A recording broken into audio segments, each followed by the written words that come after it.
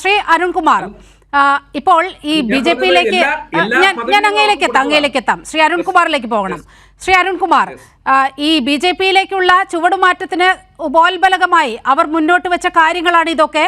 ഇതൊന്നും വളരെ കൃത്യമല്ല എന്ന് നമുക്കറിയാം. കഴിഞ്ഞ ഒരു 1.5 ആഴ്ച മുമ്പ് ചേർന്ന രാഷ്ട്രീയകാര്യ സമിതിയിൽ പോലും അവരെ എടുക്കുന്ന ഒരു സാഹചര്യമുണ്ടായി. KPCC-യിൽ AICC അംഗമാണ്, KPCC രാഷ്ട്രീയകാര്യ സമിതി അംഗമാണ്, KPCC എക്സിക്യൂട്ടീവ് അംഗമാണ്. അങ്ങനെ നോക്കുമ്പോൾ പാർലമെന്ററി രംഗത്ത് മാത്രമല്ല, ഇത്തരത്തിൽ സംഘടനാ രംഗത്തും വലിയ പദവികൾ, ഒരു പോസ്റ്റ് പോലും ഇല്ലാതെ അവർ ഈ കഴിഞ്ഞ 30 വർഷത്തിനിടയിൽ ഇവിടെ ഇരുന്ന ഒരു സാഹചര്യം പോലും നമുക്ക് കാണാൻ കഴിയില്ല. അങ്ങനെ വെച്ച് നോക്കുമ്പോൾ ഈ കൂടുമാറ്റത്തിന് പിന്നിൽ എന്താകാം യഥാർത്ഥ കാരണം?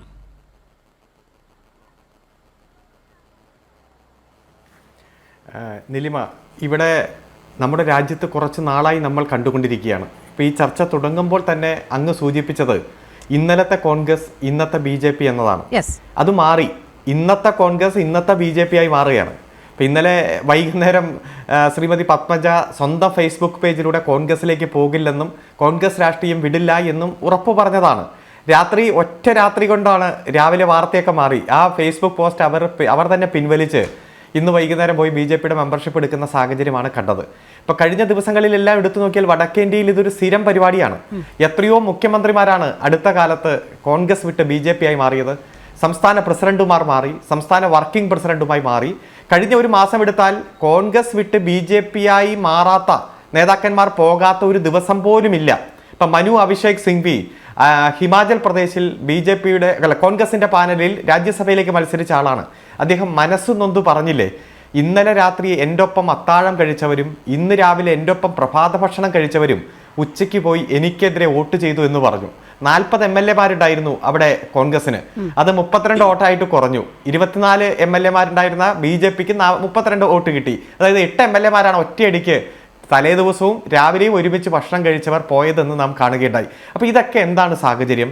ഇവിടെ നമ്മൾ സൂചിപ്പിച്ചതുപോലെ കോൺഗ്രസ് അങ്ങനെ തന്നെ BJP ആയി മാറുന്ന ഒരു സാഹചര്യമാണുള്ളത്.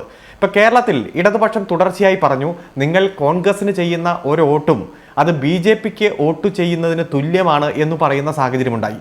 അത് കൂടുതൽ അർത്ഥപൂർണമാക്കുന്ന ഇടപെടലല്ലേ ഇപ്പം കേരളത്തിൽ നടന്നുകൊണ്ടിരിക്കുന്നത്? എന്താണ് നരേന്ദ്രമോദി കേരളത്തിൽ വന്ന് ഇങ്ങനെ പ്രസംഗിച്ചത്? കേരളത്തിൽ നിന്നും 2 അക്കം ഞങ്ങൾ നേടും എന്ന്. ഏതായാലും ഇപ്പോഴത്തെ രാഷ്ട്രീയ സാഹചര്യത്തിൽ കേരളത്തിൽ നിന്ന് 2 അക്കം വിജയിപ്പിക്കാൻ BJPക്ക് ഒരു സാഹചര്യമില്ല എന്ന് നമുക്കറിയാം. കോൺഗ്രസ്സായി ജയിച്ചു വരുന്നവർ പടിപടിയായി BJP ആയി മാറുമെന്നും അതാക്കി മാറ്റാനുള്ള ഒരു തന്ത്രം ഞങ്ങളുടെ കയ്യിലുണ്ട്, ഒരു ഐഡിയ, അതിനുള്ള സംവിധാനം ഞങ്ങളുടെ കയ്യിലുണ്ട് എന്നുദ്ദേശിച്ചുകൊണ്ടായിരിക്കും അദ്ദേഹം അങ്ങനെ പറഞ്ഞത്. അടുത്ത കാലത്ത് പോയാൽ ഇപ്പോൾ ഏറ്റവും പ്രധാനപ്പെട്ട കേരളത്തിലെ കോൺഗ്രസിനെ നിലനിർത്തിയ ഏറ്റവും ദീർഘകാല മുഖ്യമന്ത്രിയായിട്ടിരുന്ന 2 നേതാക്കന്മാരുടെ മക്കളാണ് ഇപ്പോൾ BJPയുടെ നേതാക്കന്മാരായി മാറിയിരിക്കുന്നത്. അനിൽ ആന്റണി പോയി ഇപ്പോൾ സ്ഥാനാർത്ഥിയായിട്ട് തിരിച്ചു വന്നു. അവരുടെ അഖിലേന്ത്യാ സെക്രട്ടറിമാരിൽ ഒരാളായി അഖിലേന്ത്യാ വക്താവായി മാറി കോൺഗ്രസിന്റെ. അതുപോലെ ഇപ്പോൾ K. കരുണാകരന്റെ മകൾ പത്മജ വേണുഗോപാലും മാറിയിരിക്കുന്ന സാഹചര്യമാണുള്ളത്. അപ്പോൾ എന്താണോ ഇടതുപക്ഷം കേരളത്തിലെ ജനങ്ങളോട് പറഞ്ഞത്, രാജ്യത്തെ ജനങ്ങളോട് പറഞ്ഞത്, അത് അതേപോലെ ശരിവയ്ക്കുന്ന സാഹചര്യമാണ് ഇപ്പോഴുള്ളത്. നിങ്ങൾ കോൺഗ്രസിന് വോട്ട് ചെയ്താൽ അത് BJPക്ക് വോട്ട് ചെയ്യുന്നതിന് തുല്യമാണ്.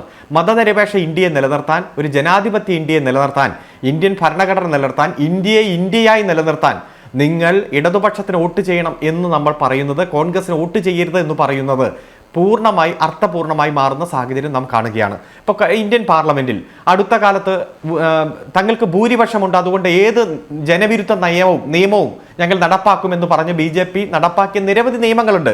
ആ നിയമങ്ങളുമായി ബന്ധപ്പെട്ടുകൊണ്ട് കോൺഗ്രസ് സ്വീകരിച്ച നിലപാട് എന്താണ്? ഇപ്പോൾ യൂണിഫോം സിവിൽ കോഡ്,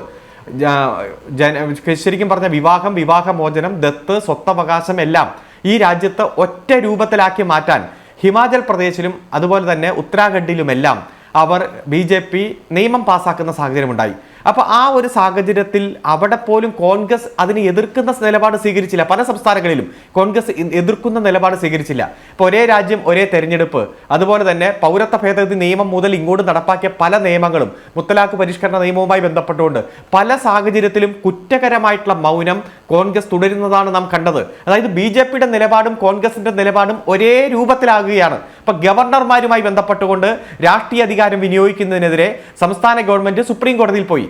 നമ്മളെ ഏറ്റവും കൂടുതൽ തള്ളിപ്പറഞ്ഞത് കോൺഗ്രസിന്റെ നേതൃത്വം തന്നെയല്ലേ. ഇപ്പൊ സാമ്പത്തിക പരമാധികാരം തകർക്കുന്നതുമായി ബന്ധപ്പെട്ടുകൊണ്ട് ഒരു രക്ഷയില്ലാതെ വന്നപ്പോൾ സംസ്ഥാന ഗവൺമെന്റ് ഡൽഹിയിൽ പോയി സമരവും നടത്തി സുപ്രീം കോടതിയിൽ പോകുകയും ചെയ്തു. അവിടെ ഏറ്റവും കൂടുതൽ ആ നയത്തെ, ആ തീരുമാനത്തെ തള്ളിപ്പറഞ്ഞത് കോൺഗ്രസ് അല്ലേ. കേരളത്തിലെ കോൺഗ്രസ് എത്ര നുണപ്രചരണമാണ് നടത്തിയത്. മുഖ്യമന്ത്രിയെയും മുഖ്യമന്ത്രിയുടെ കുടുംബത്തെയും അപമാനിക്കാനും ഈ സംസ്ഥാന ഗവൺമെന്റിനെ അപകീർത്തിപ്പെടുത്താനും മാത്രമല്ലേ ഇവർ സമയം ചെലവഴിക്കുന്നത്.